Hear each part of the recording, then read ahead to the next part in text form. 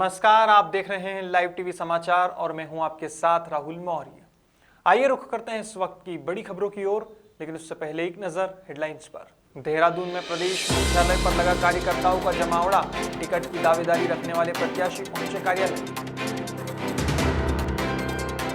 प्रतापगढ़ में बसपा प्रत्याशी अजय यादव की तीखी प्रतिक्रिया, विकास के नाम पर सरकार पूरी तरह हुई फेल, यादव बोले जनता अवश्य देगी जवाब।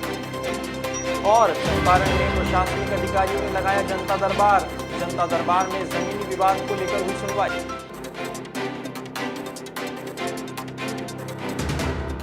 अब खबरें विस्तार से। उत्तराखंड में चुनाव की रणभेरी बज चुकी है। प्रथम चरण में सभी विधानसभाओं में टिकट का दावा करने वालों के विचारों को जानने के लिए रायशुमारी हो चुकी है। प्रदेश मुख्यालय तक रायशुमारी की पेटियां भी पहुंच चुकी है। ऐसे में अपना रिजल्ट जानने के लिए पूरे प्रदेश से भाजपा के कार्यकर्ताओं का तांता लगा हुआ है। अब उम्मीद है कि प्रत्याशियों की पहली लिस्ट 15 जनवरी तक जारी हो जाएगी। देहरादून से संजय वर्मा की रिपोर्ट। बीजेपी क्योंकि नए परिवेश में ये इलेक्शन हो रहे हैं, बिल्कुल नई चुनौतियों के साथ महिलाओं के लिए तैयारी है और जो हमारा लक्ष्य है वो लक्ष्य हम पार करके बीजेपी का महिलाओं की जोशी जी, महिला बहुत सारी दिख रही है यहाँ, दावेदार महिलाओं को कितनी तवज्जो सब हो जाएगा जी, तो निर्णय। प्रतापगढ़ में बसपा प्रत्याशी अजय यादव ने कहा कि रानीगंज की जनता अगर चाहेगी तो रानीगंज के विकास की दिशा और दशा बदल देंगे। उन्होंने सरकार की तीखी आलोचना करते हुए कहा कि सरकार हर क्षेत्र में फेल हुई है, महंगाई चरम सीमा पर है और विकास के नाम पर सरकार पूरी तरह से फेल हुई है। ऐसे में इसका जवाब जनता अवश्य देगी। प्रतापगढ़ से अरविंद यादव की रिपोर्ट। नमस्कार, आप देख रहे हैं लाइव टीवी समाचार। मेरी मौजूदगी इसमें रानीगंज विधानसभा क्षेत्र में है। रानीगंज विधानसभा में मैं बसपा प्रत्याशी अजय यादव से बात करना चाहता हूं। जिस घड़ी जिस समय का इंतजार था, आदर्श आचार संहिता लागू हो चुकी है। 27 तारीख को फरवरी में यहाँ पे मतदान होना है। सभी पार्टी अपनी अपनी सियासत की बिसात बिछा रही हैं। सर्दी के मौसम में कड़ाके की ठंड में सियासत पूरी तरह से गर्म है। मेरे साथ हैं बसपा प्रत्याशी अजय यादव जी, जिनसे हम जानेंगे क्षेत्र में जाकर लगातार बने हुए हैं। क्या सियासत है आपकी, क्या रणनीति है? हम तो यही कामना करते हैं कि क्षेत्र में जाएं और लोगों के बीच में जितना ज़्यादा जाएं, उनसे साथ सहयोग की मदद की कामना और चेष्टा करते हैं और उनका सहयोग और मदद करने की यही चाह रहे हैं और काम करने की इच्छा है। मेन उद्देश्य हमारा यही है, विकास करने की उद्देश्य है। लोग जनता अगर प्रेम रहेगा, हमको उस मुकाम पे पहुंचाएगी तो रानीगंज की दिशा और दशा बदलने की हम अपनी पूरी कोशिश करेंगे और जनता के बीच में रह के जनता के बीच में ही रहना चाहेंगे। जो वर्तमान सरकार है वो कहती है मैं बहुत विकास कर चुका हूँ, सड़कें बन चुकी हैं, सारा विकास खत्म हो गया, विपक्ष के पास कुछ है ही नहीं। क्या ऐसी स्थिति मिल रही है? नहीं, ये सब एकदम गलत बात है। ये तो बरगलाने की बात है। जनता खुद इस चीज़ को जान गई है। ये सरकार का दोहरा मुखौटा है। सरकार महंगाई चरम सीमा पे है, लोग इतने त्रस्त हैं, परेशान हैं, कोई सुनवाई नहीं है, कोई वो नहीं है। ये अब सिर्फ कहने की बात रह गई। सरकार पूरी तरीके से सिस्टम से फेल हो गई है। सरकार के जनता इस चीज़ का जवाब बहुत अच्छी तरीके से सरकार को देगी। जब आप लोगों के यहाँ जा रहे हैं तो आपको समर्थन मिल रहा है? बिल्कुल समर्थन मिल रहा है। नए चेहरे के रूप में जनता ले रही है। ये जान रही है कि युवा है, काम करने की इच्छा है, चेष्टा है, तो जनता चाह रही है। और जनता इस बार रानीगंज की जनता यही चाह रही है कि यहाँ बदलाव के रुख में है, उनका मन बन चुका है और रानीगंज में बदलाव होगा। निश्चित तौर से मैं अजय यादव जी से बात कर रहा था। सियासत में जब से अजय यादव जी रानीगंज में आए हैं, बसपा पार्टी से बीजेपी और सपा की सबकी गणित गड़बड़ा गई है और अभी तक किसी ने प्रत्याशी घोषित नहीं कर पाया है। प्रतापगढ़ से संवाददाता अरविंद यादव। हाल ही में अयोध्या पुलिस महानिरीक्षक परिक्षेत्र कविंद्र प्रताप सिंह और वरिष्ठ पुलिस अधीक्षक शैलेश कुमार पांडे ने पुलिस लाइन में कोरोना टीके का बूस्टर डोज लगवाया है। साथ ही साथ कई पुलिसकर्मियों ने भी बूस्टर डोज लिया है। वहीं आगामी विधानसभा चुनाव 2022 के दृष्टिगत जनपद में शांति और कानून व्यवस्था बनाए रखने के लिए पैदल गश्त कर सुरक्षा व्यवस्था का जायजा लिया है, लोगों से बात कर सुरक्षा का एहसास दिलाया है और स्वयं संदिग्ध लोगों की चेकिंग की है। अयोध्या से वीके यादव की रिपोर्ट। राज्य सरकार ने छुट्टा मवेशियों को भार जिले की ग्राम पंचायत गौसगंज के अधिकारियों और प्रधान पर थोप दिया है। ऐसे में किसानों की फसलें चौपट हो रही है। ऐसी स्थिति में राज्य सरकार द्वारा दिए गए आदेश हवाई साबित हो रहे हैं। वहीं गौशाला के हाल भी बुरे हैं।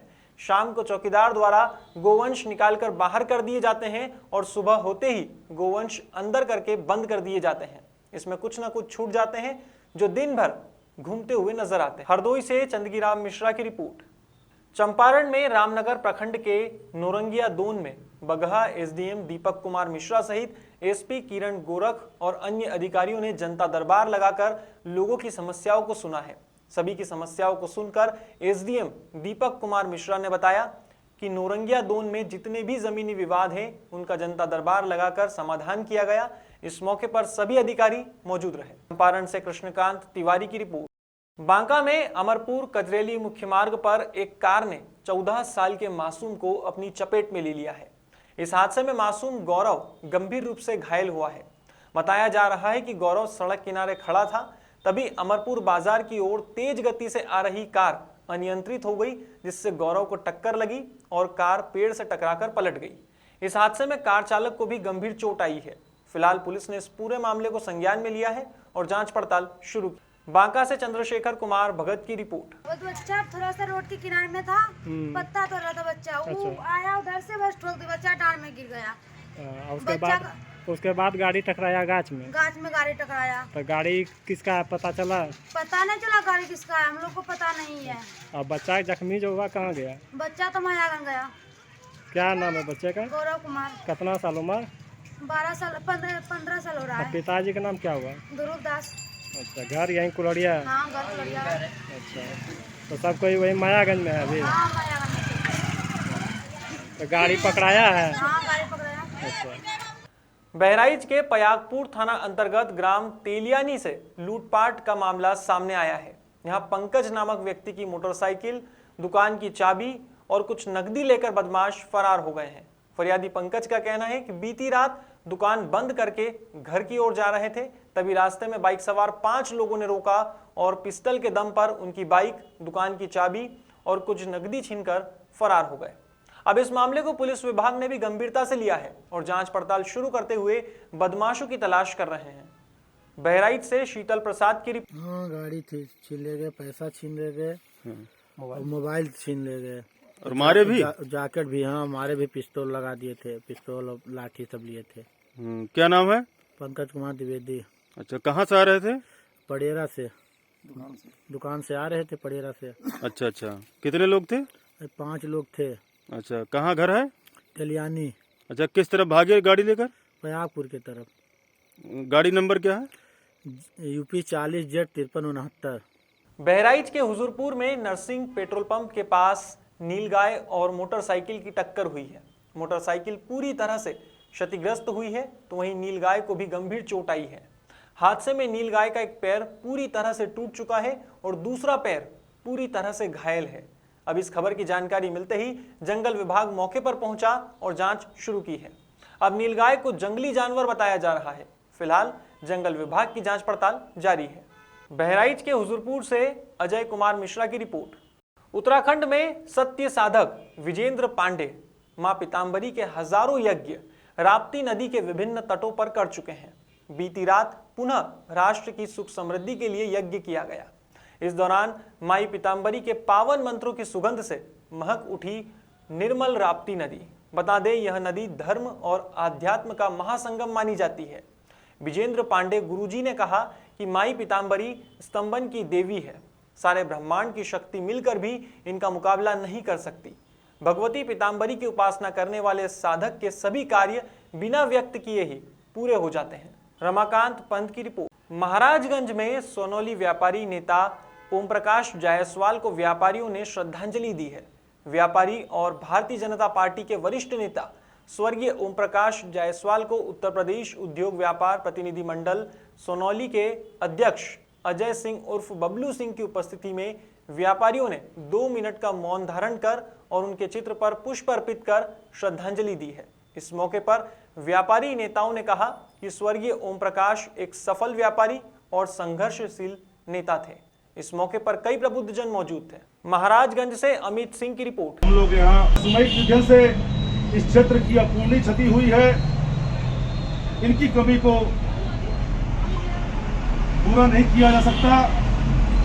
सच्ची श्रद्धांजलि यही होगी कि हम इनके बताए हुए पद चिन्हों पर चल के समाज सेवा का कार्य करें, व्यापारियों की जनता की लड़ाई को लड़ने का कार्य करें, समाज सेवा का कार्य करें।